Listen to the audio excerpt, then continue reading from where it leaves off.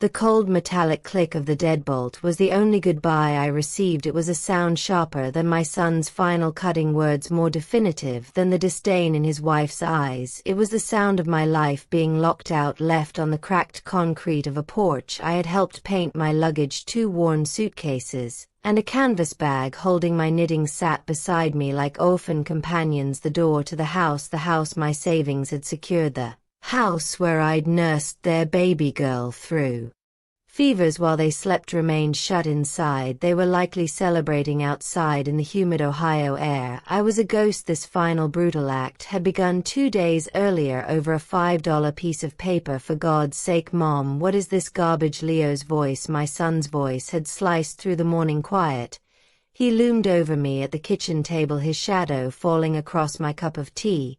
He held up the lottery ticket between his thumb and forefinger as if it was something rotted. His wife, Sabrina, was a silent, lethal presence by the sink. She polished a wine glass, her movements slow and deliberate, her reflection in the glass a distorted mask of contempt. She didn't need to speak. Her silence was a weapon she had honed to a razor's edge. Her judgment was in the purse of her lips, the slight dismissive tilt of her head. I looked from his furious face to the ticket. It was a simple scratch off a small ritual I'd adopted after my husband Frank passed. He'd worked his life away in the steel mills that once lined the Cuyahoga River, and when he was gone the silence in our small apartment was deafening. The scratch-offs were a whisper of hope in that silence, a $5 daydream. It wasn't about winning, it was about the possibility, the brief thrilling hum of what if it was my own money. Leo, the first, said, my voice barely a rustle of leaves from the cookie jar. The cookie jar. He laughed, a harsh, ugly sound that didn't suit the boy I remembered. That's for groceries, that's our money. You don't have an income. Mom, we pay for everything. We let you live here for free. Don't you forget that. Free. The word landed like a physical blow. It was meant to. It was designed to erase the years I'd worked double shifts at the diner. After Frank's accident, the life insurance policy I'd handed over to them for the down payment on this very house, the countless hours I'd spent being a grandmother so Sabrina could pursue her online influencing career, all of it erased by that one cruel word. It's not the $5. He seethed, his face reddening. It's the principle, the sheer foolishness. You're 72 years old acting like a child. Grow up. Sabrina finally spoke, her voice a syrupy poison. We just think it's a bit undignified, Clara. People talk. I felt myself shrink in the chair, my world narrowing to the floral pattern on the vinyl tablecloth. I wanted to explain that the man at the corner store, Marco, knew my name because of those tickets, that in a life where I was becoming increasingly invisible, his cheerful, the usual Mrs. T was a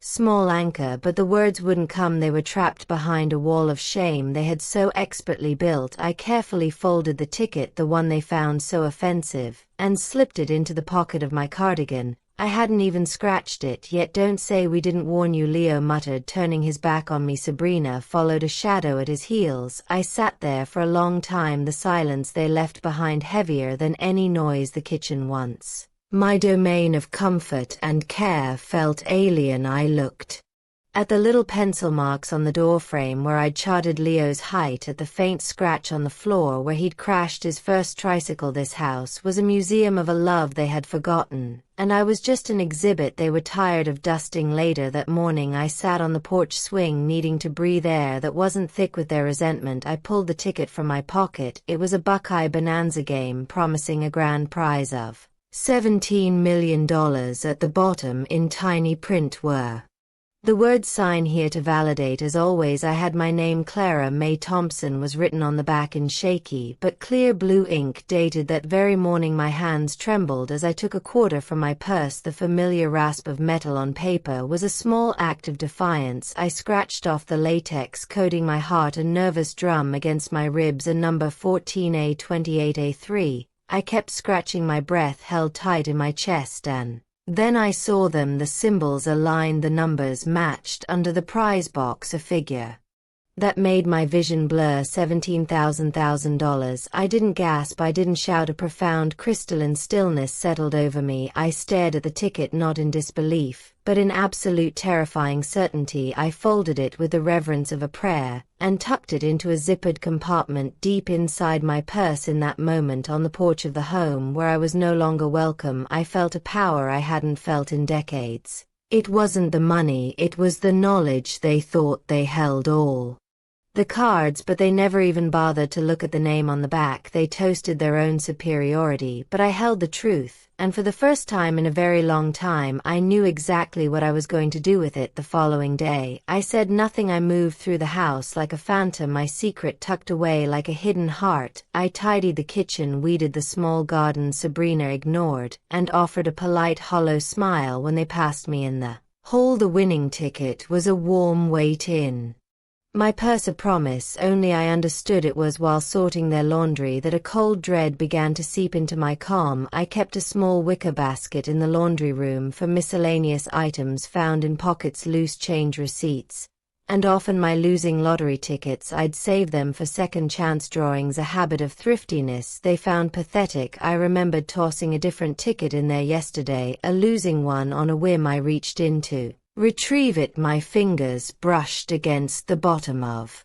the basket. It was empty. My first thought was that I'd thrown it out. I checked the trash can, sifting through coffee grounds and junk mail. Nothing. I looked under the washing machine behind the detergent. The ticket was gone. A quiet, sickening suspicion began to bloom in my stomach. It was just a losing ticket, worthless, but its absence felt like a violation, a quiet trespass. That night the sound of their celebration echoed from behind their closed bedroom door. Giggles, the distinct pop of a champagne cork, the clinking of glasses. The next morning a delivery truck idled in the driveway. A massive 80-inch television was wheeled into the house. Sabrina signed for it in a silk robe, a queen accepting tribute. The day continued with a parade of deliveries, cases of expensive wine, a designer coat I knew cost more than my entire monthly social security check, boxes from high-end electronic stores. They never mentioned a lottery win to me. They didn't have to, they just lived it loudly and lavishly in front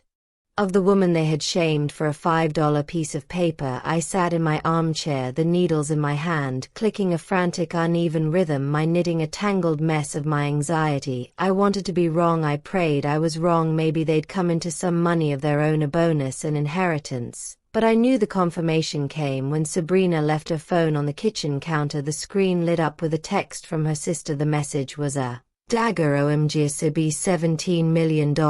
Are you seriously not telling the old bat? I froze. My ND hovering over the dish towel. The old bat, that's what I was to them. Not a mother, not a grandmother, just an obstacle. They had found the ticket, the losing one. I realized with a jolt. They must have found it, assumed it was the winner, and somehow managed to cash it. But how my mind raced trying to piece together their deceit. They hadn't found the real ticket. The signed $17 million ticket was still safe in my purse. So what had they found? What were they celebrating? My confusion was a thick fog.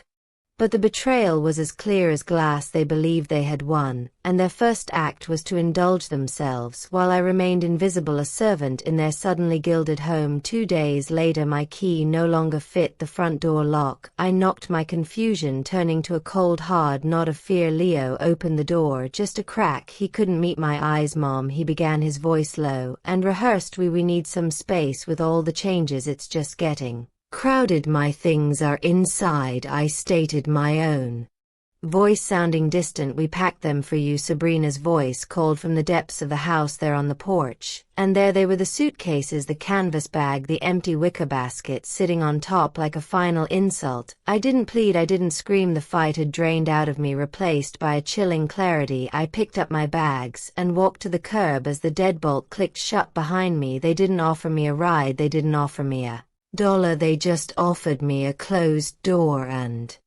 the muffled sound of a party I was no longer invited to. They celebrated their supposed luck But their carelessness was my salvation. They had been so consumed by their own greed, so blinded by the number on a ticket they thought was theirs, that they never imagined I might have the real one. The West Park branch of the Cleveland Public Library smelled of old paper and quiet dignity. It was warm, and it was free. For now that was enough. I had walked the 12 blocks from the house my life condensed into 2 suitcases that felt heavier with every step. I found an empty carrel near a window overlooking the rain-slicked street, plugged my ancient flip phone into a power outlet, and tried to stop shaking. I had the truth, but the truth felt fragile against the weight of their cruelty. I needed proof. I opened my phone's photo gallery, scrolling past blurry pictures of my granddaughter Isabel and the rose bushes I tended, and then I found it, a photo I'd taken at the corner store 3 days ago, a habit born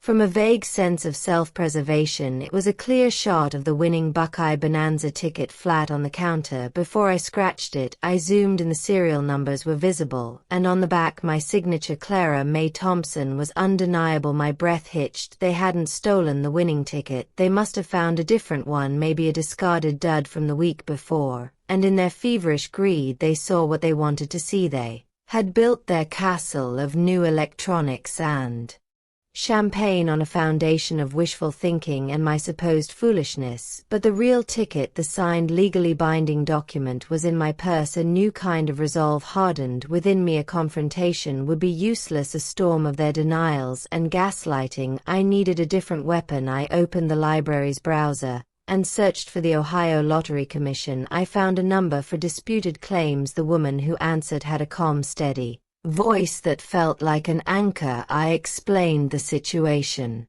my voice trembling at first, then gaining strength as I laid out the facts. I had the original signed winning ticket. I had a time-stamped photo of it, pre-scratch, from the point of purchase. Ma'am, the woman said after a thoughtful pause, if your name is on that ticket, and you have proof of purchase, the ticket is yours. It doesn't matter who else thinks they won. The signature is the legal determinant. Tears I hadn't allowed myself to cry now streamed down my face. They weren't tears of sadness, but of overwhelming relief. So it's not too late. Not at all, she assured me. We'll open an official inquiry. Do not lose that ticket or that photograph. After the call, I walked back to the corner store. Marco, the young cashier, was behind the counter. Hey, Mrs. T, he said, smiling. The usual. Not today, Marco, I said, my own smile feeling less fragile. I need a favor. Can you pull the security footage from 3 days ago around 10 a.m.? I just need a still shot of me buying a ticket. He looked at me, his brow furrowed with concern. Everything okay? Not really, I admitted, but I'm fixing it. He made a call, and minutes later he handed me a printed image. It was me standing at the counter holding out a $5 bill. I looked tired, worn, but undeniably there I was, a person, a customer, the rightful owner, with the ticket, the phone photo, and the security still. I had an irrefutable trinity of truth. That evening, in the quiet hum of the library, I emailed it all to the Lottery Commission. The response came within an hour. Claim received, preliminary evidence verified. Please await formal review. The ticket has been flagged in our system. I stared at the words legally yours. I had no home, no family, and less than $100 to my name, but I had the truth, and now so did the state of Ohio. The official email arrived 48 hours later. Dear Miss Thompson, your identity as the purchaser and signatory of winning ticket by 78B451902 has been verified. You are the rightful claimant of the $17 million prize. Please contact our Columbus office to begin the secure transfer process. Options for anonymity are available. Rightful claimant. I chose the senior privacy clause, a measure designed to protect elderly winners from fraud and exploitation, often from their own families. The irony was not lost on me. Meanwhile, across town their fantasy was beginning to crumble. My phone, which I'd kept on silent, began to vibrate incessantly. 6 missed calls from Sabrina, 10 from Leo. Then the text started, a frantic cascade of panic and lies. Mom, where are you? We were worried. Okay, we found a ticket. We thought it was the big one. It was a mistake. Let's just talk about this. The lottery office said there's a conflicting claim. What did you do? Mom, answer me. Let's just split it 50-50. That's more than fair. This can be good for all of us. I pictured them at the lottery office, puffed up with arrogance, ready for their press conference, only to be told that the prize had already been claimed by its legal owner. I imagined Sabrina's mask of charm cracking, Leo's face contorting in impotent rage. They had rehearsed their acceptance speech, but had never considered the possibility of defeat. A long, rambling voicemail from Sabrina followed. Her voice was thick with false sweetness. Clara, I know we've had our issues, but think of Isabel, think of family. This money doesn't have to tear us apart. It can be a bridge. They had burned the entire village to the ground, and now wanted to borrow a cup of sugar. I powered the phone off. I let them sit in the silence they had so callously imposed on me. The money was mine, the power was mine, but most importantly, the truth was mine, and I had no intention of ever setting foot on their side of that burned bridge again. Their next move was as predictable as it was vile. When quiet manipulation failed, they turned to public demolition. A librarian, Miss Albright, who had taken a quiet interest in my plight, gently showed me her phone. Clara, I think you need to see this. It was Sabrina's Facebook page. Her profile picture was a professional lit portrait, head tilted, a serene smile plastered on her face. The post beneath it was a masterpiece of calculated victimhood. Heartbroken, sometimes the people you love most betray you in the cruelest ways. My husband's mother, Clara, who we took into our home, stole our winning lottery ticket right out of my purse. We believe her age has made her confused and greedy. We only ever wanted to provide for our daughter's future. Please pray for our family. The post was accompanied by a photo of them on their porch, clutching Isabel between them, their faces arranged in masks of solemn grief. It was decorated with hashtags: elder abuse, hashtag family betrayal, theft, hashtag justice for Izzy. The comments flooded in a torrent of poison aimed at me. Disgusting. How could a mother do that? Take her to court. She's clearly senile. That poor little girl, her grandmother stole her future. I stared at the screen, my hands cold. They were trying to destroy my name, my reputation, the one thing I had left. They assumed I would crumble, that I would hide in shame. They had forgotten one crucial detail. I had kept everything. With Miss Albright's help, I sat down at a library computer. My fingers, usually clumsy with technology, moved with a steady purpose. I began to build my case, not for a courtroom, but for the court of public opinion they had so arrogantly convened. First, the photo of the ticket, my signature clear and bold. Second, the security camera still of me at the counter purchasing it. Third, a bank statement showing the $5 withdrawal. Fourth, I scrolled through months of old texts until I found one from Sabrina sent after I'd accidentally broken a plate. I am so sick of you being a useless freeloader in my house. I took a screenshot. The final piece was the official letter from the Ohio Lottery Commission, a PDF document stating unequivocally that Clara Mae Thompson was the sole verified winner. I compiled it all into a single file. My own caption was simple and direct: to whom it may concern, a false narrative is being spread about me. Here is the documented truth. I did not want to make this public, but I will not allow my name to be slandered. The truth has receipts. I sent the entire package to Nora Vance, an investigative journalist for a Cleveland online publication, who specialized in stories of family fraud and elder exploitation. I had read her work. She was fearless and meticulous. Then I went back to the small room I was renting from a retired teacher, made a cup of tea, and waited. Nora Vance's article went live that night. The headline was stark: she was called a thief by her son. The receipts tell a different story. The article laid out the evidence piece by damning piece: the screenshots, the official letter, the security. Still, it was methodical, irrefutable, and devastating. Within hours the tide turned. The hashtags on Sabrina's post began to fill with new comments. Wait, so you tried to steal it from her? What justice for Clara? This is shameful. Wow, you kicked out your own mother and then lied about it. The receipts don't lie. Someone dug up an old comment thread where Sabrina had mocked my knitting, calling it a sad pioneer woman hobby. It was reposted everywhere. The public judgment they had sicked on me turned and devoured them whole. The consequences were swift and brutal. The elite private school Isabel attended had a strict parent code of conduct. Sabrina was quietly asked to resign from her position on the fundraising committee. Neighbors, the Hamiltons, who had once been close friends, suddenly stopped waving. The neighborhood Facebook group became a minefield of pointedly shared links to Nora's article. The final blow landed on Leo. He worked in public relations, a career built on the flimsy scaffolding of perception and reputation, his firm facing a PR nightmare of its own. Issued a public statement: our company is committed to the values of integrity and family. The recent information that has come to light regarding the personal conduct of Leo Thompson is in direct conflict with these values. As of today, he is no longer employed with our firm. Within a week, a for sale sign appeared in their yard. Within 2, it was stamped with a red soul banner. They deleted their social media accounts, changed their numbers, and vanished. The last I heard of them was a single unsigned note left in my new mailbox. One sentence was scrawled on it: "You win, we're leaving Ohio." I folded the note and placed it in the same envelope as the lottery ticket. It wasn't a trophy, it was a period at the end of a long, painful sentence. It wasn't joy I felt, but a profound, quiet peace. The storm had passed. The house I bought was a small brick bungalow in a quiet, leafy suburb. It had a porch swing, a garden bed ready for tulips, and a stillness I could breathe. It was mine, paid in full. No one could lock me out of it. On the wall above my favorite armchair, I hung a single framed photo, the security still from Marco's store. In it, I am just a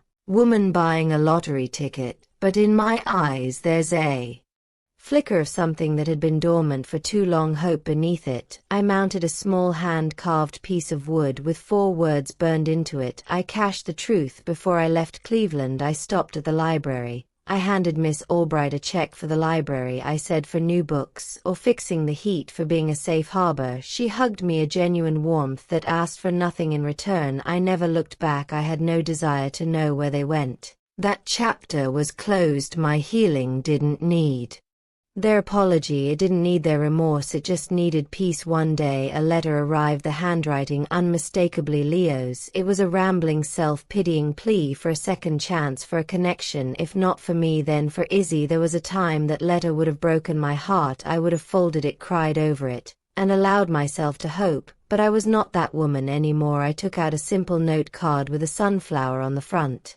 and wrote one line: forgiveness is something you must find for yourselves. My peace is no longer yours to borrow. I mailed it without a return address. That evening I sat on my porch sipping tea infused with mint from my own window box, the sunset painting the sky in hues of orange and violet. I didn't need revenge, I didn't need to win. Revenge is loud, but dignity is quiet. It's the house you build for yourself after they burn the old one down. It's the garden you plant when they leave you with scorched earth. It is the profound, unshakable knowledge that your worth is not determined by the people who fail to see it. It is, and always was, inherent, and in the warm, gentle quiet of my own life that was at long last enough